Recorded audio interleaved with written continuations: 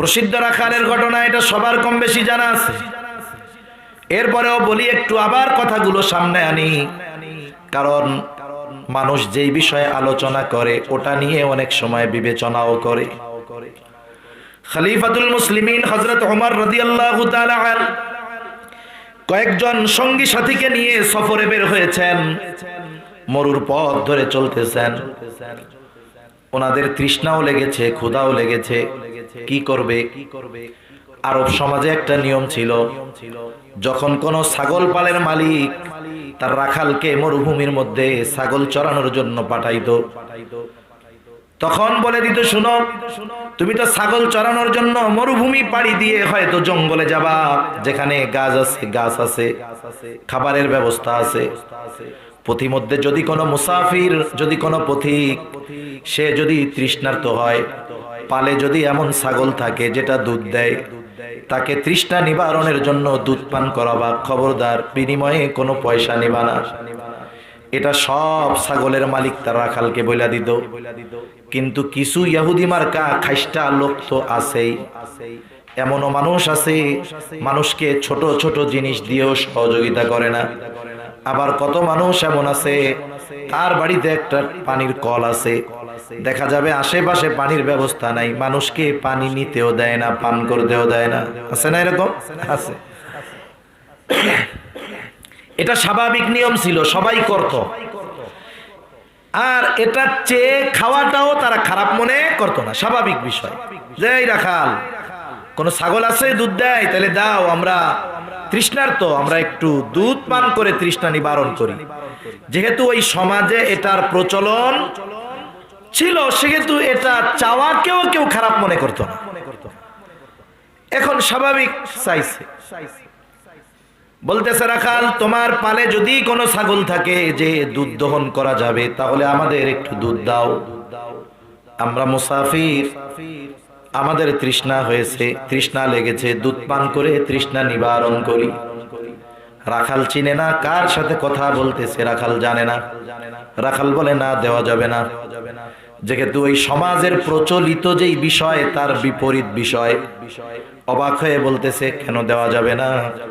বলে, আমার মালিকের পক্ষ থেকে মানা, যে খবরদার আমার ছাগলগুলো থেকে কাউকে দুধ পান করাবা না, এই জন্য পারবো না। কারে তোমার মালিক দেখবো নি, দাও দাও। বলে, না না না, দেওয়া যাবে না। অনেক সময় আছে না, কিছু ভালো মানুষ এইরকম না না কয়, যখন মনে করেন কিছুর প্রলোভন দেয়, লোভ দেয়, তখন আর নার উপরে অটল থাকে না। এই জন্য ওনারাও চিন্তা করছে, দেখি তো রাখালরে একটু পরীক্ষা করি, এটা কি আসলেও মনের থেকে কয় নাকি আমাগো থেকে কিছু খসানোর লেগে কয়। এইবার বলতেছে, রাখাল, এক কাজ করো, তোমার এই পালের মধ্য থেকে একটা ছাগল দাও যেটা দুধ দেয়, ওইটা আমাদেরকে দিয়ে দাও, আমরা তোমারে কিছু টাকা দিয়ে দিব।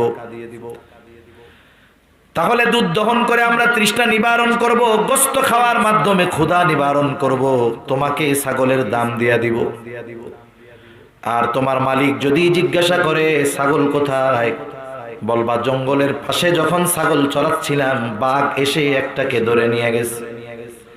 কারণ এই ধরনের ঘটনা অহরহ সহসাই ঘটে। মালিক বললে বিশ্বাস করবে, অসুবিধা নাই। তাহলে এক কাজ করো, ছাগল একটা আমাদের দাও, দুধ পান করে তৃষ্ণা নিবারণ করি, গোশত খেয়ে ক্ষুধা নিবারণ করি, আর তুমি টাকা নাও। রাখালের চোখ বড় হয়ে গেছে, সে বলে, ইয়া হাযা ফাইনাল্লাহ, হে আল্লাহর বান্দা, আল্লাহ কোথায়? হয়তো আমার মালিক আমাকে বিশ্বাস করবে, তিনি হয়তো দেখবেন না, তিনি আমার কথা হয়তো মেনে নিবেন, কিন্তু আল্লাহ তাআলার চোখ কেমনে ফাঁকি দিব? আল্লাহ কোথায়? তার মানে আল্লাহ কি দেখবে না? তুই কি কথা কস আমার সাথে? রাখাল এইটা কইতে কইতে চলে গেছে। আর ওমর রাদিয়াল্লাহু তাআলা আনহু বলেন, রাখালের মতো মানুষ যতদিন পৃথিবীতে থাকবে, আল্লাহ সুবহানাহু ওয়া তাআলা এই পৃথিবীতে মুসলমানদের লাঞ্ছিত করবে না, অপমানিত করবে না। বলেন তো, এরকম একটা রাখালের যে তাকওয়া, এইরকম তাকওয়া সাধারণভাবে কার সাথে তুলনা করব? আমার মনে হয় পৃথিবীর শ্রেষ্ঠ মুত্তাকি যিনি, কে তা আল্লাহ জানে। আমার মনে হয় ওই রাখালের তাকওয়ার ধারের কাছেও যাইতে পারবে না। তাকে এই তাকওয়ার এই স্তরে উন্নত মানে উত্তীর্ণ করেছে কি বলে, তার এই চিন্তা কেউ না দেখলেও দেখে কে? জোরে বলেন না, কে দেখে? আল্লাহ তাআলা দেখে। এই চিন্তা আমাদের মধ্যে থাকা দরকার। যদি না আসে, কেউই গুনাহমুক্ত হতে পারবে না। আমাদের তরুণ সমাজ পাপ থেকে বাঁচতে পারবে না। তার সামনে শুধু রাখতে হবে যে আমার আল্লাহ আমাকে দেখতেছে। বলেন তো, আপনাদের এলাকায় কারো ব্যাপারে যদি এখন এই খবর আসে বিশ্বস্ত সোর্সে, বিশ্বস্ত মাধ্যমে, যে শোনো তোমার চলাফেরা সব কিছু কিন্তু প্রশাসন নজরে রাখতেছে, বিশ্বস্ত সূত্রে কথাটা আসছে, বলেন তো এই খবর পাওয়ার আগের চলাচল, খবর পাওয়ার পরের চলাচল এক থাকবে নাকি? দেখবেন যে তখন বুজুর্গ হয়ে গেছে, বাজারে গিয়ে আড্ডা দেয় না, কারে ক্ষমতায় বহাইব আর নামাইব এটি কিচ্ছু কয় না। বাড়ি বইয়া থাকে, কর্মস্থলে যায় আর মসজিদের মধ্যে বসে থাকে, যে কোন জায়গায় যায় কি বিপদে পড়বো কে জানে, চুপ করে বইয়া থাকি। তাহলে দেখেন যে প্রশাসন নজরে রাখছে, এতটুকু খবর এক বন্ধুর মাধ্যমে পাইয়া সুফিসাব হয়ে গেছে। আর আল্লাহ দেখতেছে, নবীর মাধ্যমে কোরআনে জানিয়েছে, এর চাইতে আপার ক্লাসের সোর্স আর কি হতে পারে? ঠিক কিনা বলেন? অথচ আল্লাহ দেখতেছে, নবী বলেছেন, কোরআনে আল্লাহ বলেছেন, অথচ এই নজরদারি আমার আপনার মধ্যে ভয় ভীতির সঞ্চার করতে পারতেছে না। তার মানে বুঝতে হবে যে আমাদের অন্তরের অবস্থা, ঈমানের অবস্থা খুবই নাজুক, খুবই দুর্বল। ঠিক কিনা বলেন? সিসি ক্যামেরা দেখলে আমরা ভয় পেয়ে যাই। সম্ভবত ভারতের একটা ভিডিও 2 বছর আগে এক জায়গায় দেখছি। এখন এক লোক এক বাড়িতে চুরি করতেছে, যেই বাড়ি গেছে চুরি করতে, চোরও বাড়িওয়ালারে চিনে, বাড়িওয়ালাও চোররে চিনে। অপরিচিত হইলে সেন ভয় নাই, সিসি ক্যামেরায় দেখলেও সমস্যা নাই। কিন্তু ওই চোর বাড়ির থেকে মাল জিনিস নিয়ে যখনই বাইরে গেছে, দেখে যে মাশাআল্লাহ সামনে সুন্দর মতো সিসি ক্যামেরা লাগাই রাখছে। তার মানে ওনার চেহারা সব দেখে ফেলছে। অপরিচিত হইলে তো টেনশন ছিল না, চোর তো জানে যে আমারে চিনে, আমার সিসি ক্যামেরার সামনে। হ্যাঁ, এবার মাল জিনিসগুলো গেটের মধ্যে রাখা এরকম করে, মাফ করে দেন, কান ধরে উঠছে, আজ জীবনে করুন না, কাউরে কয়ে না, আর জীবনে করুন না, মাফ চাই। চিন্তা করেন, সিসি ক্যামেরার এক লেন্স, তার অপকর্ম রেকর্ড হয়ে যায় কিনা, এই ভয়ে সে মালগুলা রাইখা সিসি ক্যামেরার মধ্যেই মাপ চাইয়া নিতেছে। অথচ আমরা কোনো চিন্তা করতেছি না। এটা আমাদের জন্য বড় দুর্ভাগ্যের বিষয়। অথচ আল্লাহ তাআলা আমাদের কর্মের ব্যাপারে কতটা খবর রাখেন। আল্লাহ তাআলা কোরআনুল কারীমের মধ্যে বলেন, আমি আপনি যদি দুনিয়ায় সরিষা দানা পরিমাণ কোনো আমল করি, আল্লাহ তাআলা সেটাও কিন্তু কিয়ামতে হাজির করবে। আমার আপনার সরিষা দানা পরিমাণ আমলের ব্যাপারেও আল্লাহ তাআলা বেখবর নয়। হযরত লোকমান নবী ছিলেন না, কিন্তু এত প্রজ্ঞাবান একজন ব্যক্তি ছিলেন যে আল্লাহ তাআলা কোরআনুল কারীমের মধ্যে ওনার নামে একটা সূরা নাজিল করেছেন। এবং হযরত লোকমান তার সন্তানকে কিছু নসিহত করেছে। এই নসিহত উপদেশগুলো আল্লাহ তাআলার কাছে এত পছন্দনীয় হয়েছে। করছে কোরআন নাজিলের কত বছর আগে? বলে দাউদ আলাইহিস সালামের আগ পর্যন্ত, দাউদ আলাইহিস সালাম নবুয়ত পাওয়ার আগ পর্যন্ত হযরত লোকমান মানুষের মধ্যে মাসলা মাসাইল ওয়াজ করতেন, মাসলা মাসাইল বর্ণনা করতেন। এক এলাকায় যত বড় একজন বিজ্ঞবান ব্যক্তি থাকুক না কেন, নবী ওই এলাকায় আসার পর শরঈ সকল সমস্যার সমাধান দেওয়ার একমাত্র অধিকার হলো ওই নবীর, আর কারো না। দাউদ আলাইহিস সালামের আগ পর্যন্ত উনি সমস্ত শরঈ বিষয়ের সমাধান দিতেন। তার মানে দাউদ আলাইহিস সালামের নবুয়তির আগে হযরত লোকমান তার সন্তানদেরকে যে নসিহতগুলো করছে, এই নসিহতগুলো পছন্দ হয়েছে কার? আল্লাহ তাআলার কাছে পছন্দ হয়েছে। আল্লাহ তাআলা ওইগুলো সংরক্ষণ করে রাখছে। এরপরে সুলাইমান আলাইহিস সালাম, দাউদ আলাইহিস সালাম, সুলাইমান আলাইহিস সালাম, এনাদের কাছে হযরত লোকমানের নসিহতগুলো কয় নাই। মুসা আলাইহিস সালামের কাছেও কয় নাই, ঈসা আলাইহিস সালামের কাছেও কয় নাই। কইছে গিয়া কোন সময়? বলে মুহাম্মাদুর রাসূলুল্লাহ সাল্লাল্লাহু আলাইহি ওয়াসাল্লামের উম্মতের জন্য। সুবহানাল্লাহ। এই নসিহতগুলোর মধ্যে একটা নসিহত হযরত লোকমান তার সন্তানকে করতেছে। কি নসিহত? ইয়া বুনাইয়া ইন্নাহা ইন তাকু মিসকালা হাববাতিন মিন খারদালিন ফাতাকুন ফি সখরাতিন আও ফিস সামাওয়াতি আও ফিল আরদ ইয়াতি বিহাল্লাহ। হযরত লোকমান তার সন্তানকে বলে, হে আমার সন্তান, ইন্নাহা, এই হা দ্বারা উদ্দেশ্য আমল, কর্ম। মুফাসসিরিনে কেরাম বলেন এই কর্মটা সৎকর্ম হতে পারে, পাপ কর্ম হতে পারে। সেটা সৎকর্ম হোক অথবা পাপ কর্ম হোক, আল্লাহ তাআলা বলেন, হযরত লোকমান বলতেছে, হে আমার বৎস, তোমার ওই আমলটা, ইয়া বুনাইয়া ইন্নাহা ইন তাকু মিসকালা হাববাতিন মিন খারদাল, যেই আমলটা তুমি করেছো একেবারে সরিষা দানা পরিমাণ, আমলটা কোথায় করেছো? বলে ফাতাকুন ফি সখরা, পাথরের মধ্যে করেছো, আও ফিস সামাওয়াত, অথবা আসমানের মধ্যে করেছো, আও ফিল আরদ, অথবা জমিনের মধ্যে করেছো। তোমার ওই সরিষা দানা পরিমাণটা, আমলটা, সেটা ভালো হোক আর মন্দ হোক, যেখানেই তুমি করো না কেন, আল্লাহ তাআলা ইয়াতি বিহাল্লাহ, ওই আমলটাও কিয়ামতের দিন আল্লাহ তাআলা হাজির করবে। কত অপরাধ, কত পাপ, কত অন্যায় আমরা লুকিয়ে ফেলি, পৃথিবীর কেউ জানে না, অথচ দেখা যায় সরিষা দানা পরিমাণ আমলটাও কিয়ামতের দিন হাজির করবে কে? জোরে বলেন না, কে? আল্লাহ হাজির করবে। কথা কি কষ্ট হইতেছে নাকি? নাকি ঘুম আসতেছে আবার? সজাগ আছেন? নারায়ে তাকবীর, নারায়ে তাকবীর। না, এখন তো এমন জামানা, এই জামানার শ্রোতা আপার ক্লাসও আছে, ডাউন ক্লাসও আছে। এই জামানায় মুফাসসিরে কোরআন আছে যে কোরআনের একটা শব্দ শুদ্ধ করে কইতে পারে না, তিনি হলেন মুফাসসিরে কোরআন। 2 ঘন্টা আলতু ফালতু গল্প বলবে, হাদিসের কোরআনের গল্প না। উনি হইলেন অন্যতম মুফাসসিরে কোরআন, মানে আন্তর্জাতিক মুফাসসিরে কোরআন। আবার মজার বিষয়, এই ধরনের লোক অনেকে আছে, আমার মনে হয় ভয়ে ভয়ে এশার নামাজের আগে মাহফিলেও যায় না, যদি এশার নামাজ পড়াইতে দেয় কাম 12টা বেজে যাবে গা। অথচ উনি আন্তর্জাতিক এক তাফসীর মাহফিলের প্রধান মুফাসসির। এরকম কম বেশি কিন্তু যমুনার এই পাড়ে অনেক আছে। কষ্ট পাইতেছেন? এটা কিন্তু বাস্তব।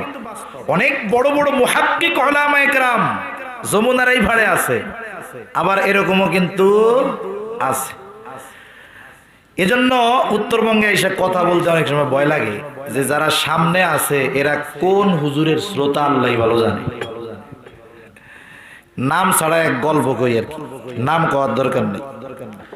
আপনাদের এই উত্তরবঙ্গে একজন ওয়াইজ আছে, হ্যাঁ, নাম কওয়ার দরকার নেই, এমনি বলতে গল্পটা কইতেছি আর।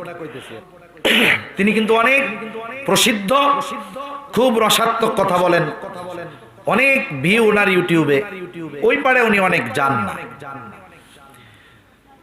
তা এই এলাকায় যদি আনতে চান, আমার মনে হয় না 50,000-এর কমে আপনারা আনতে পারবেন। তা এই আল্লাহর বান্দারে আমাদের ঢাকার পাশে মোটর শ্রমিক ইউনিয়নের একটা সংগঠন আছে, এইটার নামও আমি এবার বলতেছি না যে কোন সংগঠন নিচে দিলে আর এক বেশ ঝামেলা। এখন একটা বড় প্রোগ্রামে দাওয়াত দেওয়া হয়েছে ওনাকে, উনি প্রধান অতিথি, প্রধান বক্তা, আর আমি হলাম বিশেষ বক্তা আমার বাসার পাশে। ওই মাহফিলের আশেপাশে 3-4টা দাওরায়ে হাদিস মাদ্রাসা আছে। কি হাদিস? ওইসব দাওরায়ে হাদিস মাদ্রাসাগুলোর শিক্ষক কারা, শাইখুল হাদিস কারা, 1-2 জনের কথা কই। হাবিবুল্লাহ মাহমুদ কাসেমি সাহেব এক জায়গার শাইখুল হাদিস, আব্দুর রাজ্জাক কাসেমি সাহেব এক মাদ্রাসার মুহতামিম শাইখুল হাদিস, ইউসুফ সাদিক হাক্কানি হাফিজি হুজুরের একজন খলিফা, পাশের মাদ্রাসা এক মাদ্রাসার শাইখুল হাদিস, এবং হুজুর ওই মাহফিলের সভাপতি। তা ইউসুফ সাদিক হাক্কানি হুজুরের অভ্যাস হইল, উনি এই সভাপতি চেয়ার না, শ্রোতা নাই কিন্তু সভাপতি বসে থাকবো, চেয়ারটাকে বক্তার চেয়ারের একটু আগে নিব বা পিছিয়ে নিবে বা সমান থাকবে, বক্তার দিকে এরকম তাকাইবে। কথা বুঝছেন নি? যে কথা বলতেছে তার দিকে কিরকম, এরকম তাকায় থাকবো। তার মানে এটা বুজুর্গদের একটা তবিয়ত। কারণ স্টেজে বসতে আরাম লাগতে পারে, আমরা কথা বলি, কিন্তু বাস্তবিক মাহফিলে কথা নিচে থেকে শুনা যে মজা, বক্তারের সামনে থেকে দেখা যে মজা, এটা কিন্তু অর্জন হয় না। তো উনি সামনে বসতে এরকম আর চেহারার দিকে তাকায় আছে। তার মানে কি বলেন তো, ওই বুজুর্গ উনি যে চেহারার দিকে তাকাইছে, তার মানে উনি যারে দেখতেছে তার কাছ থেকে কিছু নিতে চাচ্ছে। বুঝেন নাই কথা? তা হুজুর তো বৈশা আছে, হুজুর যেহেতু গেছে একবারে, আরো যেহেতু বড় সংগঠনের মাহফিল, সংগঠন থেকে প্রতিষ্ঠানগুলোর দিকেও নজর রাখে, সব ওলামায়ে কেরাম স্টেজে বড়া, বিশাল প্রোগ্রাম হয়, মোটর শ্রমিক ইউনিয়নের প্রোগ্রাম। হুজুর তো তাকায় আছে, শীতের দিন আমি গাইম্যা সুইরা কি দেখি কইয়া টইয়া কোনো মতো আমি বাঁচছি। যেহেতু উনি খুব প্রসিদ্ধ, লোকজন সামনে আসছে, আমি খানা খাইতে গেলাম। হুজুর যাওয়ার সময় দেখি যখন উনি উঠছে ঠিক এইভাবেই তাকায় আছে একেবারে। আমি কিন্তু হুজুরের দিকে একবারও তাকাই নাই, আমি এইভাবে আরেক দিক তাকায় ওয়াজ করছি, মানে হুজুর নাই। কিন্তু উনি তো আর ওনার তবিয়তটা জানে না, পরিচয় টরিচয় হইছে, এরপরে যখন বসছে, আল্লাহর বান্দা যে বয়ান করে উত্তরবঙ্গে খুব সুন্দর, 1 ঘন্টায় তার 45 মিনিট 50 মিনিট সে কথাই বলতে পারতেছে না, মানে কি দিয়া কি বলে, লোকজন সব উঠা চলে যাইতেছে। তা কি জন্য বললাম, যে অনেক সময় হয় যে হয়তো উত্তরবঙ্গের শ্রমিক যারা, ওরা চিন্তা করছে আমাদের একজন প্রসিদ্ধ মানুষ যিনি আমাদের এলাকায় গেলে হাজারো মানুষ তার নামের উপরে চলে আসে, তারা আমাদের এলাকায় আনতে অসুবিধা কোথায়? এজন্য বাস্তবতা হলো যে যমুনার ওই পাড়ের আলোচকরা যেই পরিমাণে এই পাশে দ্বীনি খেদমতের জন্য আসে, আমি কিন্তু অনেক আসি, আমি যমুনার এই পাড়ে অনেক প্রোগ্রামে আসি, বেশি আসি, অনেক আসি, কারণ চিন্তা করি আমি না গেলে এই জায়গায় আরেকজনকে দিয়ে পূরণ করবে, দেখা গেল সে উল্টাপাল্টা কথা বলবে। তা এই কারণে এই পাড়ের ওয়াইজ যারা প্রসিদ্ধ বড়, এনারা যমুনার ওই পাড়ে গিয়ে সুবিধা করতে পারে না। কেন? বলে এই পাশে বড় মুফাসসিরে কেরাম, মানে মুফাসসির কোরআন, কিন্তু ওইদিক গিয়ে কথা বলতে পারতেছে না। কারণ স্বাভাবিক রাজধানীর কাছাকাছি ওলামায়ে কেরাম বেশি থাকে, এই বিষয়গুলো থাকে আর কি। তা কথার ফাঁকে আউট কথা এই জন্য বললাম যে অনেক সময় হয় যে যেহেতু শ্রোতা ওইরকম আছে, তা আমার সামনের শ্রোতারা কোন দলের এটা বোঝা অনেক সময় কঠিন হয়ে যায়, ঠিক কিনা? অনেকে আছে কোরআন হাদিস দিয়ে কথা বললে দূর টান দিয়া বালায় দেয়, না হাজি সাহেব দিছে খাওন যাইবো না, আরেক বন্ধুকে আমার শেষ টান্ডা দিতি না, মাদ্রাসার ইমাম সাহেব বা মুহাদ্দিম সাহেব আসতেছে, তাকে দেখা সুন্দর মতো চিন্তা করতেছে, না ওইদিক যাওয়া যাইবো না, দিয়া যায়। আমি আপনি এইরকম দুনিয়ার সম্মানওয়ালা মানুষকে ভয় করে তাদের থেকে লুকায় থাকি, যেন পাপ করতেছি না দেখে, অথচ আল্লাহ তাআলার ব্যাপারে আমরা এই ব্যাপারে কোনো ভ্রুক্ষেপই করি না। আল্লাহ দেখতেছে, বিশ্বাস সবাই করি, কিন্তু বিশ্বাসটা সর্বদা সামনে রাখতে পারি নাই। আল্লাহ তাআলা শুধু তিনি দেখেন তা না, আল্লাহ তাআলা তিনি দেখার সাথে সাথে আমাদের সাথে আমাদের কর্মগুলো সংরক্ষণের জন্য ফেরেশতা নিযুক্ত করে রাখছে। আল্লাহ তাআলা বলেন, ইয ইয়াতালাক্কাল মুতালাক্কিয়ানি আনিল ইয়ামিনি ওয়া আনিশ শিমালি কাঈদ।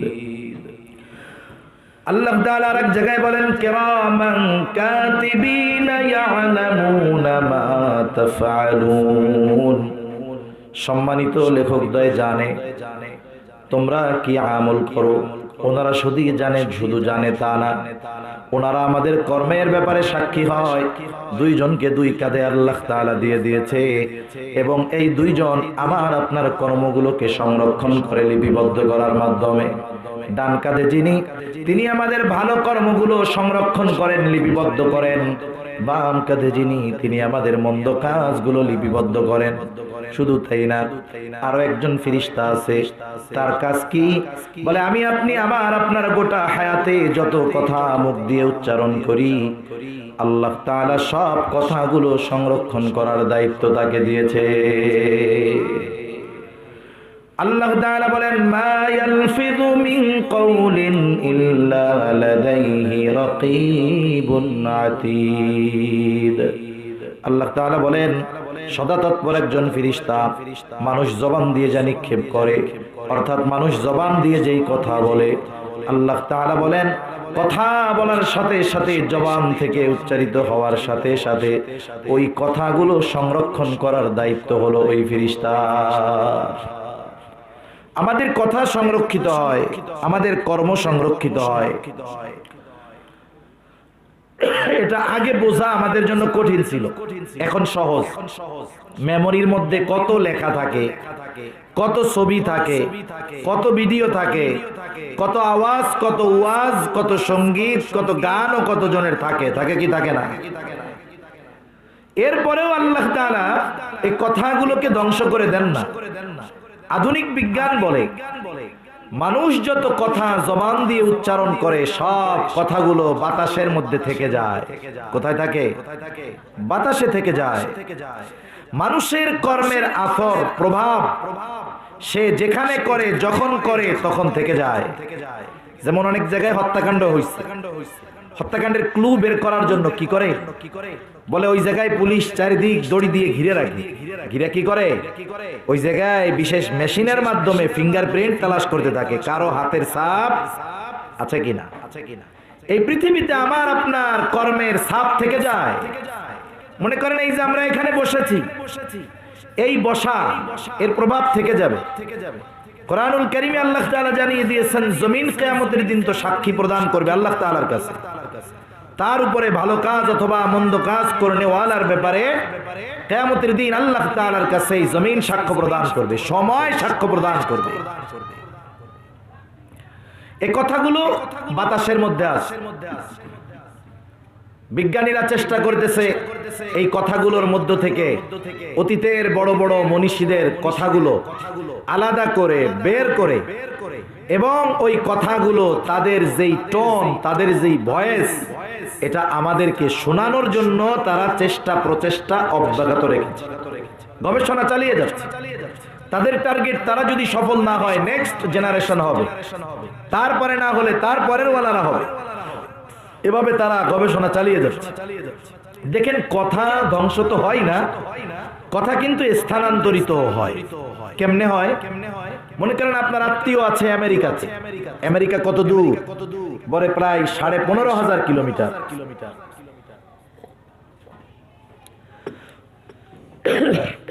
বেশি গরম। আর বানি আনছেন সেই ইসরায়েলের বানি। বিসমিল্লাহ। হ্যাঁ, ঠিক আছে, জাযাকাল্লাহ। 15,000 কিলোমিটার দূর। এখন আপনি যখন আপনার আত্মীয়কে ফোন দেন না মাঝে মধ্যে, ভিডিও কলে ফোন দেন, অডিও কলে ফোন দেন, আপনার সাথে যদি তার প্রতিনিয়ত কথা হয়, আপনি যদি তাকে আননোন নাম্বার থেকে অডিও ফোন দেন, আপনার কথার বলার একটা শব্দ বলার সাথে সাথে বুঝা যাবে যে অমুকে ফোন দিছে। জিজ্ঞাসা করা লাগবে না, কারণ আপনার ভয়েস তার কাছে পরিচিত। আবার আপনি যদি তাকে দেখতে চান, আপনিও ইন্টারনেটে কানেকশন দিয়ে আছেন, সেও লাইনে আছে, আপনি কল দিয়েছেন, ভিডিও কল। কয়দিন পরে আপনার ভিডিও কল তার কাছে যাবে, কয়দিন পর সাথে সাথে তার কাছে চলে যাবে। বলে দূরত্ব কত? 1-1.5 মাইল না, বলে প্রায় 15,500 কিলোমিটার।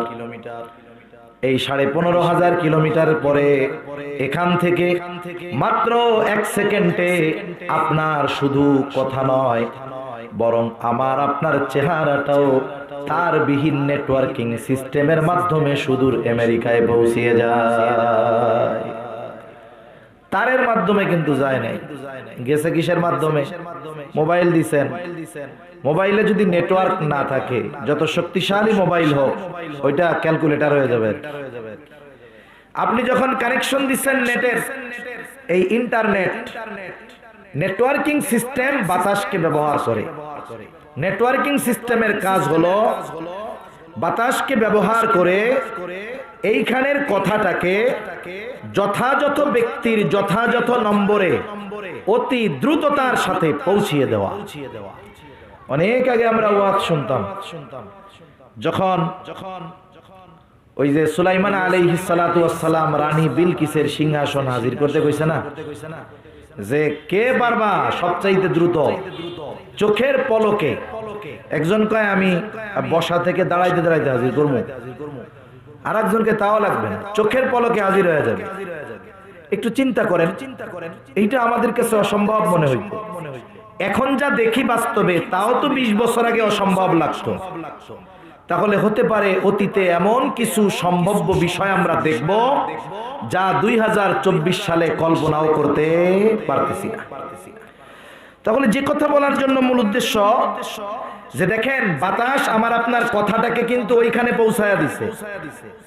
তার মানে হুবহু যদি আমার ভয়েসটা আমেরিকায় না যাইতো তাহলে সে আমার ভয়েস আমেরিকায় বসে শুনতো না। এই বাতাসের মধ্যে আমাদের কথা এজন্য থেকে যায়, সংরক্ষিত আছে।